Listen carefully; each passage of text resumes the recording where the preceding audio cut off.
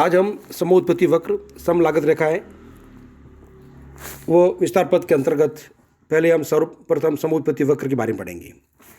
देखो, हमने पहले पढ़ा था उपभोक्ता के संतुलन का अध्ययन किया था। उसके अंदर हमने पढ़ा था कि जिस प्रकार एक उपभोक्ता अध्ययन के लिए हमें तटस्थता वक्र का अध्ययन करते हैं, उपयोग करते हैं, उसी प्रकार फर्मों के लिए साधनों के अनुकूलतम संयोग के अध्ययन के लिए हमें समोत्पत्ति वक्र का अध्ययन करते हैं, आइसोक्वांट का उपयोग करते हैं। समोत्पत्ति वक्र का अर्थ क्या है?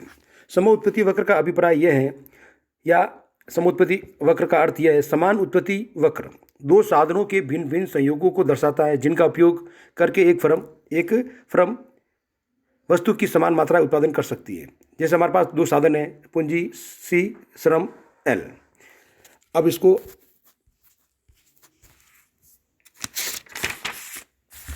इस चित्र जो उस टेबल से जो अपन डायग्राम बनाएगा इस प्रकार बनेगा। बिंदु A, B, C, D, E, F तक बनेगा।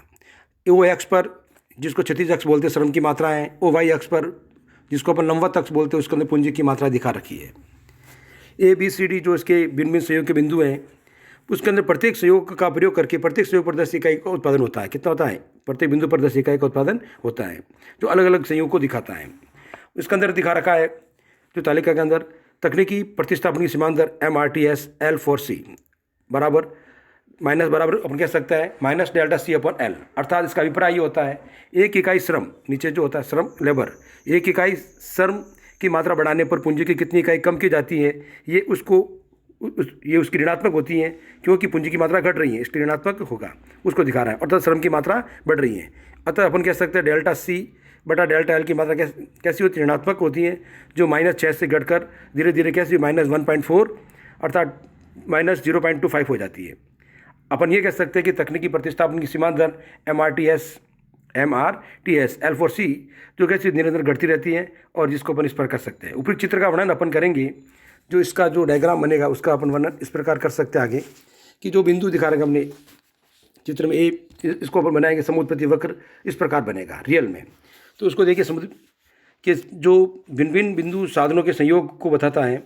इसके अंदर हमने वादा किया था, यहाँ 50 इकाई ले रखी है, इसमें 50। ए बी बिंदुओं को लीजिए। ए बिंदु पर साधन X की मात्रा कितनी OP दिखा रखी है, OP दिखा रखी है, और Y की कितनी OQ दिखा रखी होती है। इसमें 50 इकाई उत्पादन होता है। उसी प्रकार बिंदु B पर देख लीजिए, X वस्तु की OP1 मात्रा होती है और Y वस्तु की OQ1 मात्रा होती है।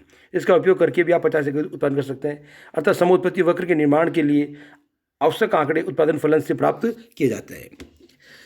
अब देखिए, इसको उत्पादन फलन की जो आकृति होती है वो तटस्थ वक्र से मिलती जुलती होती है, लेकिन सैद्धांतिक दृष्टि से समोत्पत्ति वक्र अपने दोनों किनारे ऊपर की ओर उठाए हुए होते हैं, और उसके ऐसे नहीं होते हैं। सैद्धांतिक तौर पर क्या होता है?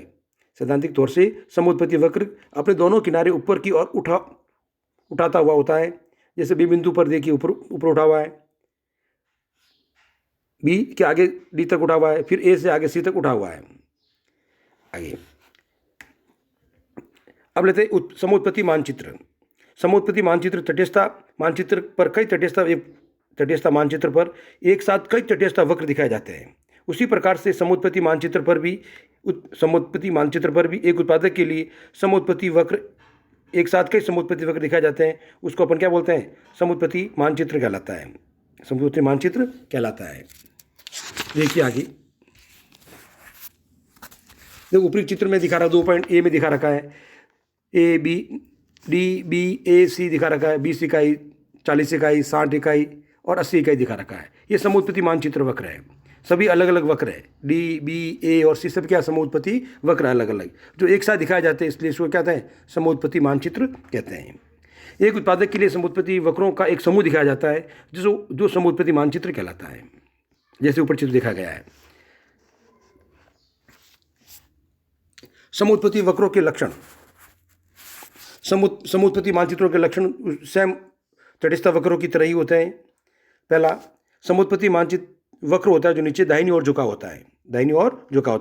एक फर्म के लिए समोत्पत्ति वक्र का जो कार्य क्षेत्र होता है, उसमें वो वक्र नीचे की और दाहिनी तरफ झुका हुआ होता है। इसका अर्थ होता है कि माल की मात्रा उत्पन्न करने के लिए यदि एक साधन की मात्रा कम हो जाती है तो दूसरे साधन की मात्रा को बढ़ाना पड़ेगा। जैसे हमने पहले देखा था, यदि श्रम का उपयोग घटाया जाएगा तो पूंजी का उपयोग बढ़ाया जाएगा। दूसरा इसका बिंदु होता है, ये मूल बिंदु के उंतोदर होता है। जैसे तटस्थ वक्र की तरह होता है, ये भी इसी प्रकार होता है। इसके अंदर प्रतिस्थापन की जो दर होती है MRTS L4C, जो भी क्या होता है घटती हुई होती है। कैसी होती है? घटती हुई होती है, इसलिए तटस्थ वक्र की बात ये भी क्या होता है? ऊर्ध्वाधर होता है, ऊर्ध्वाधर होता है।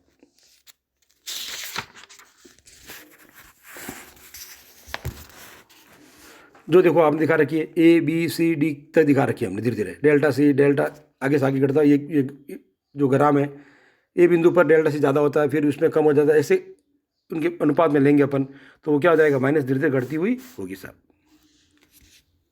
घटती हुई होगी। इसलिए कैसा होता है? ये प्रतिस्थापन सीमांत कैसे घटती हुई होती है।